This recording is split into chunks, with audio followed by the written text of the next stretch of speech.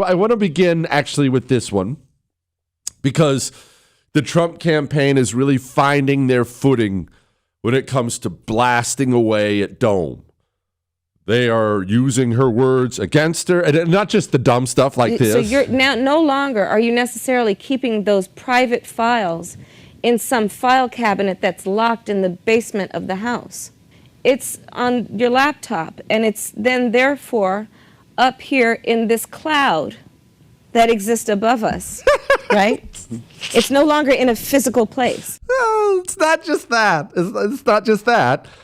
Look, because Dome is only ambitious, and I'm sure she has communist tendencies, she has a long history of sounding like, well, an insane person. Donald Trump, who stood on a debate stage in front of 70 million Americans and refused to condemn white supremacists. Yeah, whatever. Is she dumb? Well, I don't know how to answer that. And let me explain. Let me explain. Is she dumb? What is dumb? What does that mean? It depends on what you mean by it. Because we are led by people I call dumb all the time. But that can mean different things to different people. Almost all these people are highly, highly educated. Most of these people are Ivy League types, Harvard, Yale, the Chicago School of Business. They have this amazing academic pedigree, but they are unbelievably dumb in this way. They don't, you know how we talk about the three characteristics they all have in common? No love of country.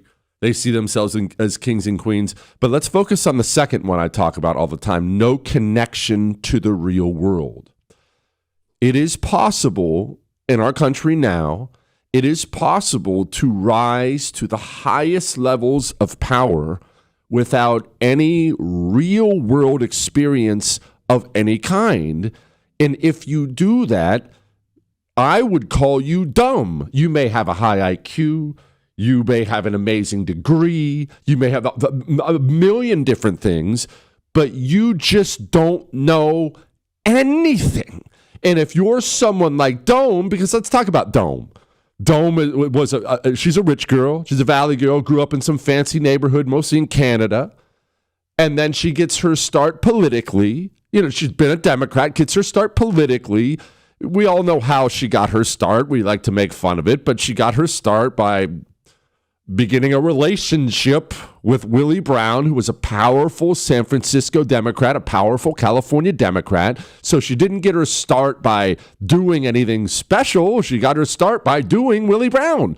And then from there, because of California's far left Democrat ecosystem, she's never been challenged by the media because she is a woman, a minority, a Democrat. The California media is as sick or more sick than the American media as a whole. So she was able to rise from office to office to office to office without ever really being challenged or ever having to learn things. And let me explain it this way. How often do you think Dome reads? You know, we started to get these reports from her staffers about what a nightmare she is to work for. A nightmare to work for. She's always screaming at them and cussing them. Apparently, she won't let interns look her in the eye. That's just the funniest thing in the world. Chris, I don't want you to look me in the eye anymore. Anyway, she won't let interns look her in the eye. What is that? Like, who does that? Anyway, but there was another part of that people kind of glossed over as they were looking at the other, at all the other ugly stuff. The other part of that was this. Dome gets readouts from her staff on whatever speech she's about to give or talk she's about to give. So let's say she's going to speak to the auto workers. She showed up in Detroit. She's going to go speak to the UAW, the auto workers.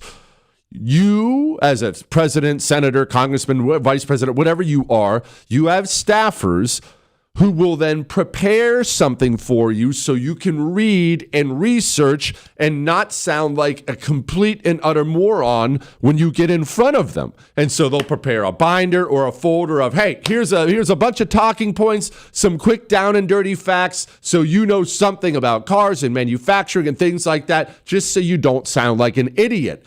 Dome is famous for not reading it. Her staff will give her binders of information. She'll not read it, blow it off, go sound like a moron, and then go back into the office and scream at her staff because she sounds stupid. She doesn't read. She doesn't know anything. This is a 60-year-old, give or take. This is a 60-year-old woman who has the life experience and wisdom of a 10-year-old girl. And I'm not saying that to be mean. If you have never worked an hourly job, you've never lived paycheck to paycheck, how many times do you think in Dome's life she's had to take out the trash, pick up dog poop? How many times in her life do you think she's had to do the basic things in life? Do you think Dome has ever once driven a crappy car? That's just, these are normal life experiences that teach people things. Do you think Dome has ever once been in a car, driven a car that broke down on her because it's so crappy? My folks just came down to visit because they were coming down to see the boys and doing a couple things. And my dad spent 20 minutes one night making fun of me for all the times he used to have to come tow me out of town because my cars were so bad you could see the road through the floor of the car, and they would just break down. They would just shut down and not work anymore. And you're sitting there, people are honking at you, cussing you, get out of the way. It's freezing cold. You're pushing your car to the side of the road. Now, that's not fun. It's not like I want that for everybody, but that's life. That's how you learn things about life. She's never done any of these things. And so we look at this woman and we think, is she dumb? Is she what? What she is somebody who's never existed in the real world. If you are raised upper middle class or rich, and there's not a thing in the world wrong with that. Don't hate rich people. Rich people are fine. It's whatever.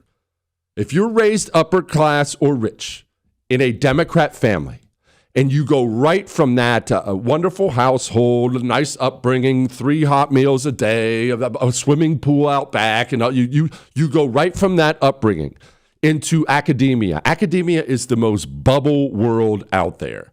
Perfectly manicured lawns, no crime. I think I'll just, I don't know what these kids do, smoke a joint today and listen to my iPod or something like that. And you go right from 4 years of academia, and you move from there into the Democrat sphere in any way. You're an intern and a congressman. You're working for NBC. You're doing these things. You can live your entire life without ever having the real world experiences other people have had. How many days in your life have you come home from work bone tired, and you just collapse in the bed and pass out because you're exhausted? I mean, I remember we were doing a construction job on an Air Force base in Great Falls, Montana one time, and part of our job was we had to dig a 5-foot deep round hole in the basement of all this base housing because we were connecting new sewer lines to it. And it was this super wet clay mud stuff. And so you didn't really have room to maneuver your shovel. So you're almost scooping it out with a bucket after you break it up. And then you have to haul it out of the house. And look, it was great work. I'm not complaining. And the pay was great. But I was staying in a hotel because I didn't live in Great Falls. We were staying in this little crappy hotel.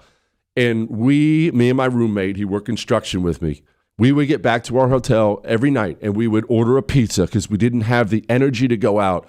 We would eat a pizza and just collapse at 8:30 at night, gone, passed out. And my jeans were so caked with dirt and mud, by that point, I would go stand them up on their own. You could just lean them against the wall and stand them up. That's life. That's real life.